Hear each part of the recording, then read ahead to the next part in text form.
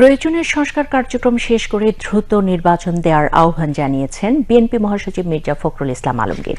তিনি আজ জাতীয় প্রেস ক্লাবে জাতীয় গণতান্ত্রিক পার্টি জাগপা আয়োজিত বহুদলীয় গণতন্ত্রের প্রবক্তা, স্বাধীনতার ঘোষক শহীদ প্রেসিডেন্ট জিয়াউর রহমানের স্বাধীন সার্বভৌমত্ব রক্ষা ও ২৪-এর ছাত্র জনতার অভ্যুত্থানের চেতনায় সকলকে ঐক্যবদ্ধ করে সকল ষড়যন্ত্র প্রতিহত করা শীর্ষক আলোচনা সভায় তিনি এই আহ্বান জানান।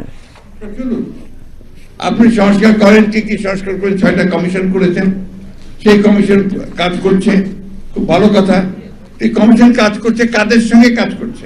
একই সঙ্গে জনগণের কাছে যান, যে আপনারা সংস্কার করেন, আমাদের কোনো আপত্তি নেই। কিন্তু যে বিষয়টা নিয়ে বাংলাদেশের সমস্যা সবচেয়ে বড় তৈরি হয়েছে, যে আজকে বাংলাদেশে অস্থিরতা, স্থিতিশীলতা, এগুলো সমস্যা হচ্ছে, অনেক কমে যাবে যদি একটা নির্বাচিত সরকার থাকে। ফখরুল ইসলাম আলমগীর বলেন, সংস্কার একটি চলমান প্রক্রিয়া, এর জন্য নির্বাচন বন্ধ থাকতে পারে না। জাগপা সভাপতি খন্দকার লুৎফর রহমানের সভাপতিত্বে আলোচনা সভায় অন্যান্যের মধ্যে বিএনপি চেয়ারপারসনের উপদেষ্টা আমানুল্লাহ আমান, সাবেক মন্ত্রী মোস্তফা জামান হায়দার, জাগপার সাধারণ সম্পাদক জাকির হোসেন রিয়াজ সহ দলীয় নেতৃবৃন্দ এই সময় উপস্থিত ছিলেন।